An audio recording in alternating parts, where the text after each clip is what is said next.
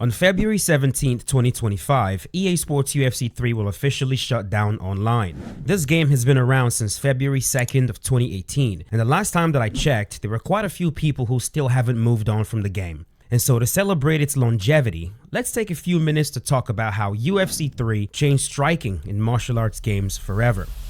The first striking innovation we'll talk about today is what they called real player motion. Before UFC 3, players could only throw strikes while standing still, moving forward, or occasionally retreating. It didn't matter what game you were playing. It could have been UFC Undisputed 3, EA MMA, UFC 1, and UFC 2. You didn't have the freedom to strike and move in all directions. UFC 3 blew that limitation wide open by introducing the ability to strike while moving in all directions. You could now throw strikes while standing completely still, moving forward, moving backwards, and moving side to side. And this wasn't limited to just one or two types of strikes. It applied to every single strike in the game. Every punch, kick, elbow, and knee could be performed while moving in any direction. Now just think about how much work must have gone into this. This didn't just apply to strikes that targeted the head either. This applied to every single strike, including body shots and strikes that targeted the legs. It required thousands of brand new animations to bring this to life. The level of detail and effort required to motion capture as well as animate every single strike from every direction is just mind-boggling. And this is just one of the gameplay additions we got in UFC 3 in regards to striking. The next striking innovation was in regards to strike ranges. Before UFC 3, there wasn't really a concept of defined ranges for strikes. It was messy and inconsistent and didn't really follow any specific logic. But in UFC 3, we got introduced to 5 distinct strike ranges that completely changed how players approached distance and positioning. Here's the breakdown. The first range was the elbow range. This is in tight, toe-to-toe distance, the range where you can land the shortest weapon in striking while standing completely still. I'm talking of course about the elbows. The next range was called the punch range. This is the distance where you're able to land stationary punches. The next range was called kicking range. Pretty self-explanatory. This is the range where you're able to land all stationary kicks. From this range, you can't land stationary punches, only kicks. The next one was called step kicking range. This is where you're able to land a kick if you take a step forward first. From this range, stationary kicks and punches will 100% miss. The last range was called out of range. This is the distance where no strike can land at all. These ranges were incredible. It added a layer of strategy to the game that hadn't existed before. Players now have to be mindful of their distance, not just for their own strikes, but also for avoiding their opponents. Right now, I personally cannot take any martial arts sim seriously if you're able to land every single strike from every single range and there's no distinction between the ranges. It just makes absolutely no sense. So that's the second innovation of striking that we got in UFC 3. Another huge addition was the ability to use head movement while on the move. In previous games, you had to stop moving entirely before you could slip or evade strikes. UFC 3 changed that by allowing players to move their head in all directions while also moving their feet. This was a game changer for defensive striking. You could move forward while leaning your head back if you wanted. You could move backwards while stepping to the side. You could even combine lateral movement with head movement to evade strikes. The possibilities were endless. This addition gave players an incredible amount of freedom and made defensive play feel a lot more dynamic and skill-based.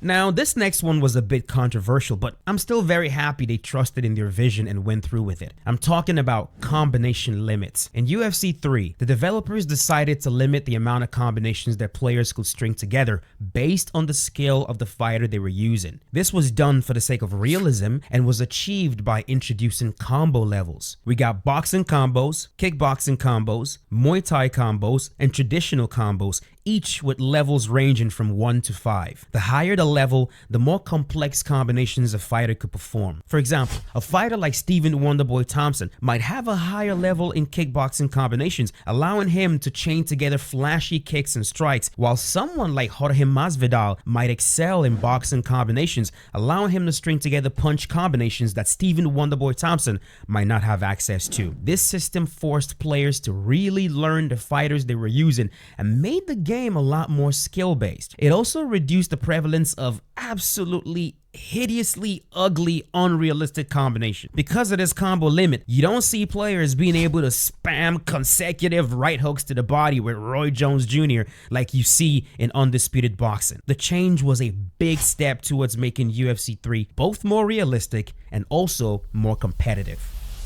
Now let's talk about frames and frame advantage for strikes. If you're someone that plays a lot of traditional fighting games, this concept won't be new to you at all. But for those of us that didn't spend a lot of time playing traditional fighting games, it was a true novelty idea to bring this concept to a sim game. On the surface, it almost seems like it would lead to a more arcade product, but the result was the opposite. In UFC 3, every strike had frame data that determined how quickly a fighter could act after throwing it. This frame data includes startup frames, active frames, and recovery frames. And with this new focus on frame data, positive and negative frame advantages were also introduced. Positive frame advantage refers to when you recover faster than your opponent, which means you can then act first. So for example, if I throw a jab and you throw a hook, because of the total frames of each strike, I'll recover faster than you can, which then means I can act again before you can. In a situation where you throw a strike and recover faster than I can, that will be referred to as negative frame advantage for me. This is why sometimes while playing, you guys will hear me say something like, this dude is frame trapped. It just means that my opponent is trying to act in a situation where I have the frame advantage, so I'll always beat him to the punch. I can't spend too much time on this one because I'll just get carried away and talk for an hour about frame data. But the point is, this was an awesome addition to striking. It rewarded players who mastered the timing of their strikes and understood the cooldown periods of their moves. It made the striking game feel more deliberate and strategic, separating casual players from those who really put in the effort to learn the mechanics. I'll probably make a dedicated video talking about this a bit further if you guys would like me to do that.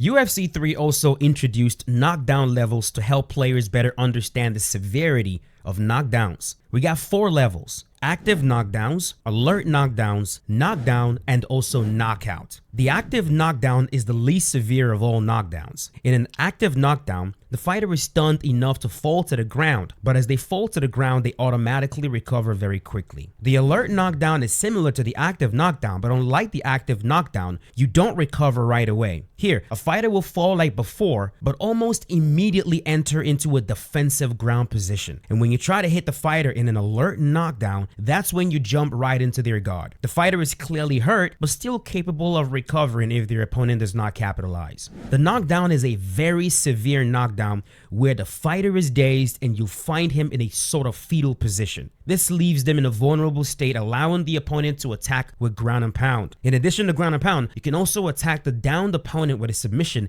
if your fighter has access to it. The knockout, self-explanatory, is the final stage where the fighter is completely unconscious and the match is over. Now, these knockdown levels didn't just make the game more realistic, they added drama and strategy. Players had to decide whether to go for the finish or stay cautious, and the visual feedback made fights feel a lot more intense. The final addition to striking in UFC 3 is one that I cherish the most. I hold this so dear to my heart that any sim martial arts game that releases right now without this is just a complete joke to me. I'm talking about the beautiful, stunning, gorgeous, sexy vulnerability system. This system has fundamentally changed how damage works in sim games forever. Now here's how it works. It is assumed that every single action you take in the game leaves you vulnerable to an extent. How severe that vulnerability is will depend on your fighter stats, your opponent's stats, your current physical condition, and what specific action you are performing. For example, if your stamina is low and you duck into an uppercut against a fighter with a lot of power, the vulnerability will be extremely high, potentially resulting in a knockout. If you could animate the vulnerability system, it would look similar to an EKG. It's never quite flat and you see small spikes here and there, and depending on the action you perform, the spikes could go higher and higher and higher, or they could go lower. So in the example I just gave you guys, fighter A is low on stamina and he ducks. The vulnerability will spike all the way to the top, showing how vulnerable the fighter is in that exact moment. If the fighter gets hit with an uppercut in that exact moment that the vulnerability spike is at its highest, that's when you start seeing devastating knockouts. Now, you're not just vulnerable while performing a defensive move though. You're also very vulnerable while throwing a strike. The amount of vulnerability tied to a strike depends on the damage that strike causes. The bigger the reward for landing a strike, the higher the vulnerability risk. Now, they didn't just stop there. Getting hit in certain parts of the body also came with added vulnerability, like getting hit in the liver. It's an incredibly elegant system, and again, I could talk about this ad infinitum, but for the sake of the length of the video, I'm gonna keep things shorter. The vulnerability system rewarded smart, precise striking and punished reckless play. It also made fights feel way more realistic. To this day, no other addition to striking has been more impactful than this one, and I don't imagine any other addition would even come close. It is a must-have for any martial arts game that wants to be taken seriously as a simulation. If you don't have a vulnerability system, you might as well not call your game a simulation, because it flat out is not. When you look back at everything UFC 3 brought to the table, it's clear that this game wasn't just another entry in the series. It was a leap forward from martial arts games. From real player motion to the vulnerability system, every addition made the game deeper, more realistic, and honestly, more fun to play. And so as we say goodbye to UFC 3, let's not forget the countless hours of fun, competition, and memories it gave us. It's an end of an era. The legacy of this game lives on, and its innovations have and will continue to carry on in every single EA Sports UFC game made moving forward. And for that, I'm very grateful.